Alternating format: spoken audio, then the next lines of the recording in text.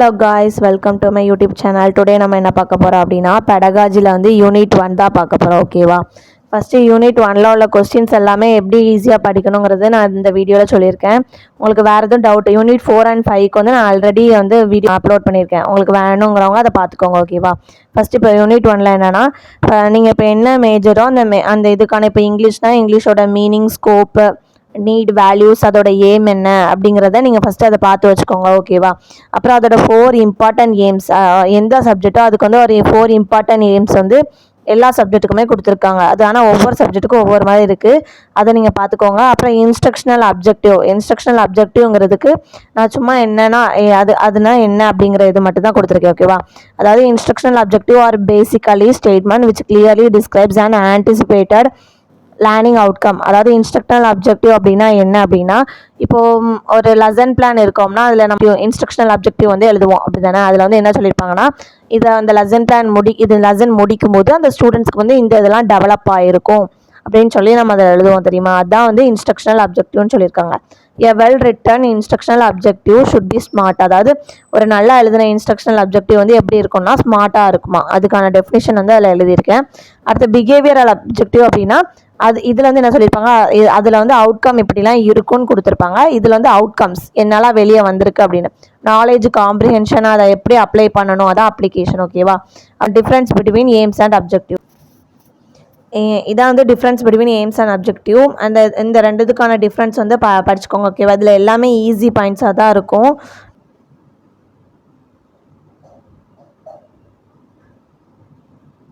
அப்புறம் இதில் இன்னொரு கொஸ்டின் என்ன இம்பார்ட்டன் கொஸ்டின்னா, how your major subject related with other subject. அதாவது உங்களுடைய மேஜர் சப்ஜெக்ட் வந்து எப்படி மற்ற சப்ஜெக்ட் கூட ரிலேட் ஆகிருக்கு அப்படிங்கிற கொஸ்டின் வந்து கண்டிப்பாக கேட்பாங்க. இதில் வந்து நிறைய ப்ரீவியஸ் இயர் கொஸ்டின்லாம் கேட்டிருக்காங்க. ஓகேவா?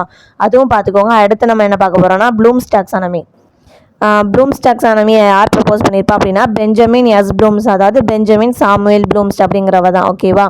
இவர் வந்து இதை எப்போ ஸ்டார்ட் பண்ணியிருப்பாருனா 1956 வந்து ஸ்டார்ட் பண்ணியிருப்பாரு. இந்த ப்ளூம்ஸ் டாக்ஸானமி வந்து 3 டைப்ஸ் ஆஃப் இருக்குது. என்னென்னா cognitive domain, affective domain, psychomotor domain இப்படி இருக்குது. சரியா? அந்த ஒவ்வொரு டொமைன் கீழேயும் ஒரு காம்போனன்ட்ஸ் இருக்கும். ஒரு 5 காம்போனன்ட்ஸ் இல்லாட்டி 6 காம்போனன்ட்ஸ் இருக்கும். அதை மட்டும் நீங்கள் மேஜராக கண்டிப்பாக மெமரி பண்ணுற மாதிரி தான் இருக்கும். அதை மட்டும் படித்து வச்சுக்கோங்க. ஓகேவா? First cognitive domain. இந்த டயக்ராம் வந்து ரொம்ப important. Knowledge, comprehension, application, analysis, synthesis, evaluation. இந்த டயக்ராம் வந்து நீங்கள் கண்டிப்பாக போடணும். ஓகேவா? இதுதான் காக்னிட்டிவ் டொமைனில் உள்ளது. Knowledge, comprehension, applications, analysis, synthesis, evaluation. இந்த இதை நீங்கள் வந்து கண்டிப்பாக பார்த்துக்கோங்க. அடுத்தது என்னென்னா அஃபெக்டிவ் டொமைன். அஃபெக்டிவ் டொமைன் கீழே உள்ளது என்னதுலான்னா, receiving, responding, appreciation, organisation, valuing. இதெல்லாம் வந்து அஃபெக்டிவ் டொமைன் கீழே வரும்.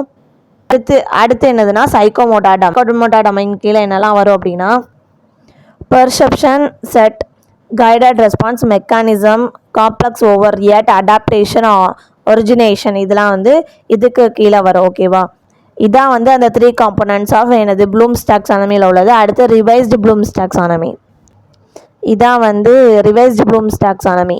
இதான் அந்த ஸ்ட்ரக்சர். இது நீங்கள் வந்து கண்டிப்பாக போடணும். இதோட பைரமிட் தான் வந்து என்னதுன்னா இதை பற்றியும் நீங்கள் எழுதிக்கோங்க. ஓகேவா? தேங்க்யூ. நெக்ஸ்ட் வீடியோவில் நம்ம வந்து யூனிட் 2 பற்றி பார்ப்போம்.